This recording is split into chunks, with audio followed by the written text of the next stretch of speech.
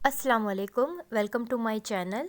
आज हम साबुत मसूर की दाल, जिसे मलका मसूर या काली मसूर की दाल भी कहते हैं, वो बनाएंगे। मैंने 1 कप दाल ले ली है और इसे वॉश करके साफ़ पानी में आधे घंटे के लिए भिगो कर रख दिया। अब मैं दाल में 3 कप पानी ऐड करके इसे चूल्हे में रख दूँगी और साथ ही मैं इसमें 1 teaspoon salt, 1 teaspoon red chilli powder और half teaspoon turmeric powder यानी हल्दी पाउडर ऐड करूँगी। ये हाफ़ टी स्पून में इसमें हल्दी पाउडर डालूँगी। अब इसे अच्छे से मिक्स करें और बॉयल आने तक का वेट करूँगी। अगर आप प्रेशर कुकर यूज़ करते हैं तो इस दाल को गलाने के लिए आपके लिए 15 या 20 मिनट्स ही इनफ होंगे, लेकिन मैं चूँकि कुकर यूज़ नहीं कर रही, इसलिए मैं 40 मिनट्स तक इसे गलाऊँगी। अब दाल में खौल आने लगी है। अब मैं लिड लगाकर इसे 40 मिनट्स तक दाल गलने के लिए छोड़ दूँगी। इस दौरान मैं फ्लेम को बिल्कुल लो करूँगी। 40 मिनट्स के बाद दाल जो है वो तकरीबन गल चुकी है। अब मैं इसे हैंड बीटर की मदद से अच्छी तरह से हैंड बीट करूँगी ताकि हमारी दाल बिल्कुल स्मूथ बनकर तैयार हो और हमें दाल की जो कंसिस्टेंसी चाहिए हमें बिल्कुल वैसी ही कंसिस्टेंसी मिले।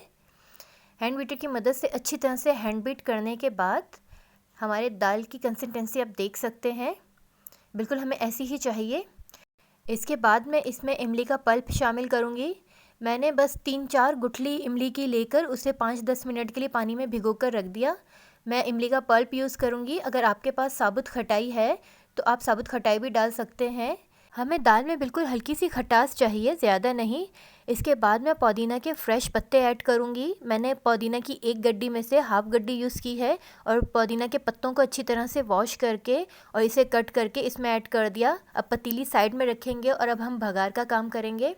दाल के लिए मैं 4 table spoon olive oil use करूँगी। अगर आप देसी घी का भगाड़ लगाना चाहें तो उससे दाल की खुशबू और टेस्ट बहुत इन्हेंस होता है।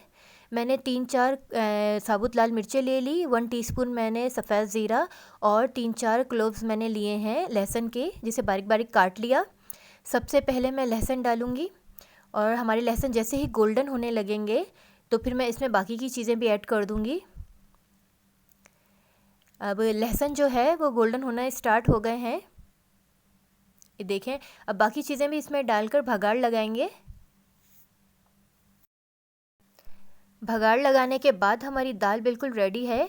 अगर आप लंच के आइडिया की बात करें तो ये एक कंप्लीट और हेल्दी आइडियल लंच है, जो आप रोटी के साथ या चावलों के साथ खाएं तो बहुत ही मज़े की और ज़बरदस्त लगती है। रेसिपी पसंद आए तो प्लीज़ मेरी वीडियो को लाइक करें, शेयर करें और सब्सक्राइब करें और नेक्स्ट वीडियो तक के लिए इजाज़त दें। अल्लाह हाफ़िज़।